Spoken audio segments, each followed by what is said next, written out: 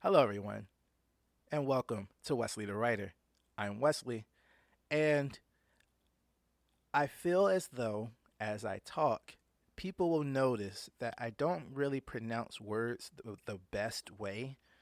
Um, I have been dealing with that my entire life, and that is because I have an underbite. So a lot of my T's, S's, and some other pronunciations might be a little off because it's kind of difficult to talk with an underbite. I think a lot of people don't appreciate that as much, like, or at least understand that as much. So, if you're listening to me, you hear me like slurring like some words together or something, or my s's might be a little bit pronounced or whatever.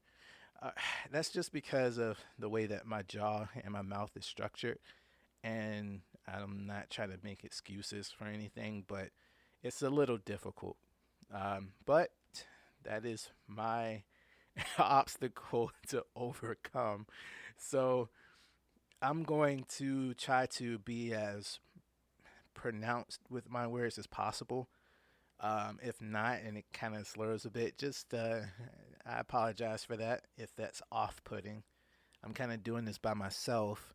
Um, and especially with like the stories and stuff, like as I read the chapters, I'm pretty sure that you guys are going to notice that too. Like you might hear me start getting into something and then I'll be like slurring some stuff. But uh, if you're okay with that, again, I apologize for it. So without further ado, I wanted to get into the. I think this is actually a good way to bring in this topic, especially for the week, because we're talking about my thought process. We're talking about just like the mindset of it all, and so even with that as an obstacle, like that would deter most people from doing what I'm doing, and I can understand why, you know. Um, so anyway, I wanted to talk about today just the beginning part of that mindset, of my mindset, and my process, and that's understanding that I'm a man. I am a man, and I don't say that so lightly because I understand that it's easy to come to um, some type of biased when it comes to who's presenting information and how that information is presented. But we can only speak to our personal experiences. And for me, my experience as per being a content creator, as per just being a person in society, is that I am a man and I have the experiences of a man. So whenever I approach my storytelling, I put that part first at the forefront because you have to write what you know and you have to write what you are about.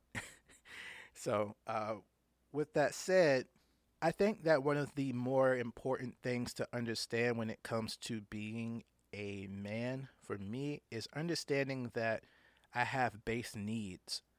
And I think just as a person in general, when we understand what our base needs are, we can better we can be more grounded in our decision making.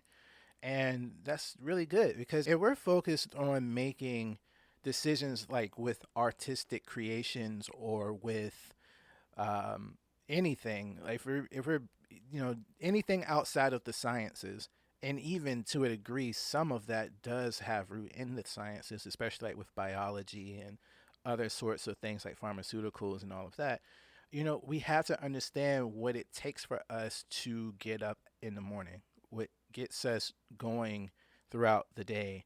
And when we do that and we pay attention to who we are as people, I feel as though it allows us to make better decisions when it comes to those sorts of things.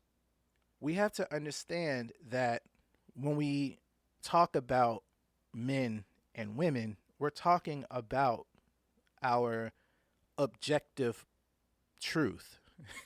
And it's I feel like a lot of the younger kids these days don't understand what objective truth is, and that's simply what is physically true around you, and not what is socially true around you. Like, you know, saying you're something is different from being something.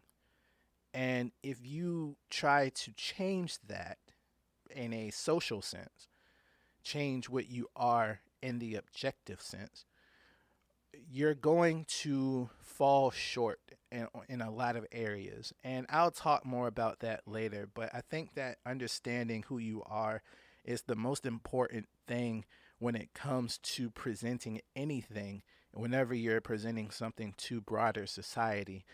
Because if not, then you're just seen as, well, a victim to ideology.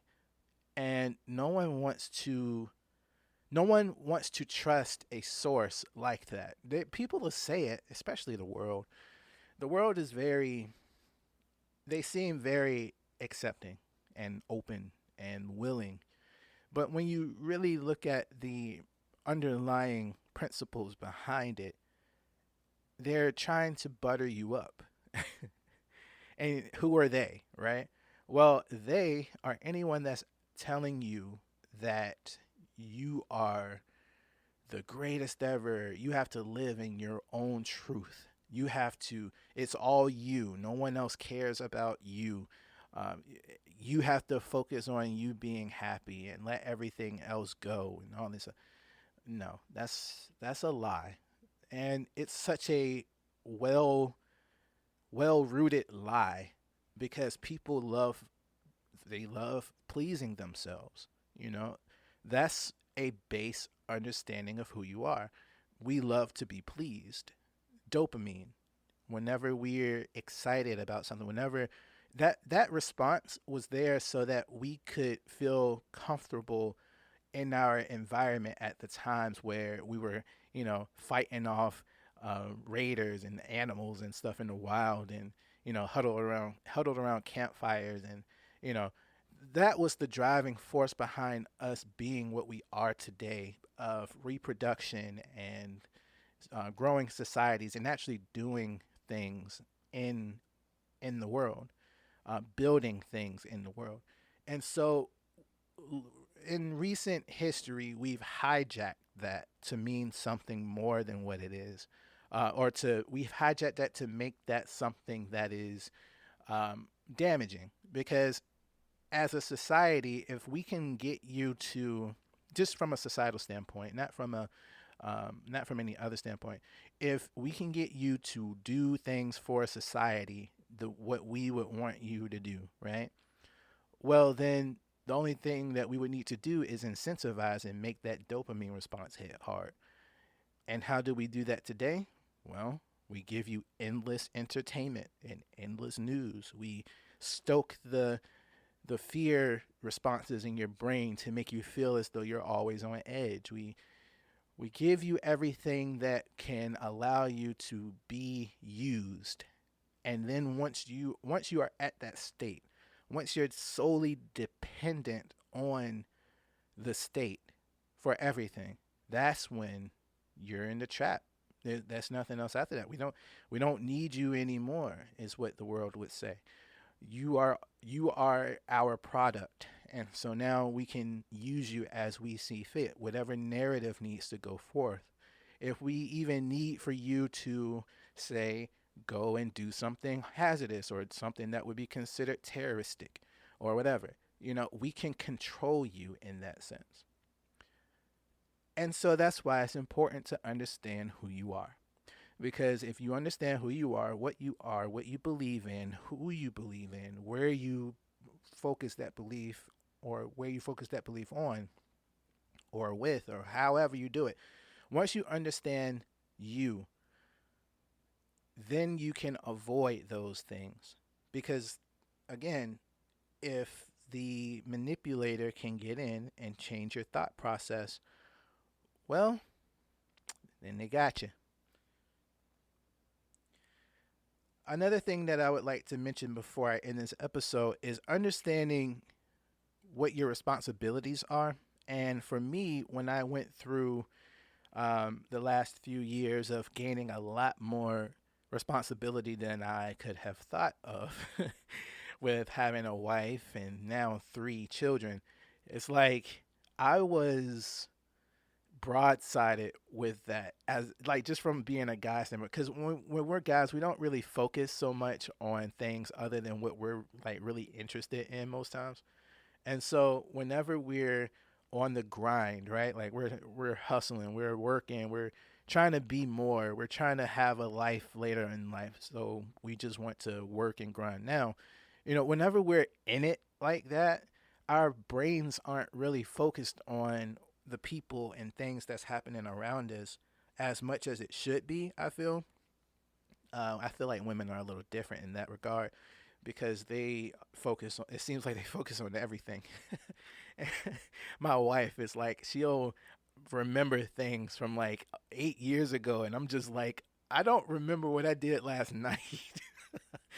But that's the thing, though. It's like, we're in a different thought class, I would say. Like as being men, we're in a different thought class. And so we have to really remind ourselves, I feel like, what are our responsibilities? Um, I grounded myself, and I thank God for that. When I actually started focusing more in the church, and I keep bringing that up because again, leadership is more important when you're younger than anything because you have to be led before you can lead, and we're all being led by, especially in with the church, by God. And when God leads us in all of our doings and understandings, we're able to rationalize and understand who we are and what we have to handle a lot better. Um, and that's really my entire stance on responsibility because God really has shown me how to handle responsibilities like raising a family during COVID, of all things. When everybody was losing their jobs, God blessed me to be able to take care of my family. And I was really trying to understand how that played out. It was more like I was given to this specific mindset of I have to work hard and do all these things, before I was in the church and before I really got heavy into learning about God. I was more so focused on myself like the world was telling me to be. I was focused on just getting, everything that I could possibly get from, working in the like just working jobs and trying to get into the stock markets and do all these other things, and it was information was just pumped into me constantly every day, and I had to stop myself from doing that, from just zoning everything else out around me because it was hurting my wife's feelings at the time. She was my girlfriend, and we had our first son back in 2018, just a year, about 2 years before everything really went down. And it was hard for me at the beginning because I was dealing with something that was new to me. Um, and I had a conversation with her about that too, like the reasons why I was freaking out so much.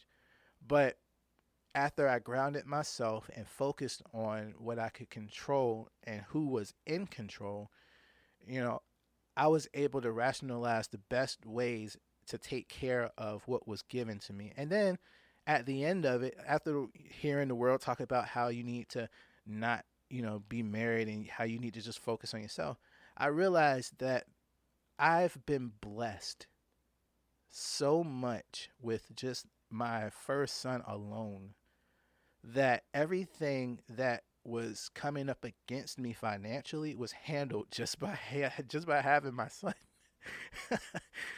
Child tax credit for the win. But aside from that, though, it's, and I say that not as a, and that don't just go out and have kids just for the child tax credit. No, don't do that. No, what I'm saying is that I was able to really use the money. I was able to really use the money in a better way, that allowed me to make all this stuff work. And I feel like I wouldn't have done that if I did not have the focus that God granted me. Once I actually set my butt down and actually paid attention to what God was saying, I was able to thrive through that, through having all of these responsibilities added on. And those responsibilities are how we end up being fruitful at the end of the day. Even at the beginning of time, even at the beginning with Adam and Eve in the beginning lessons of the Bible, it was, God grants us that seed so we can be fruitful and multiply. That was the first command. And so we have to understand that when we're doing what we're doing, we're handling our responsibilities, we're keeping our mind focused, we're doing this so that we can be fruitful as a species, as a base human species, so that we can actually multiply and give God the praise at the end of it all. All right, everybody. Thank you so much for listening to the podcast. Be sure to hit me up on Twitter at the writer Wesley. I definitely would like to continue the conversation up there. So if you already are subscribed to me, leave me a comment. Let's chat, and I'll catch you guys in the next episode. Later.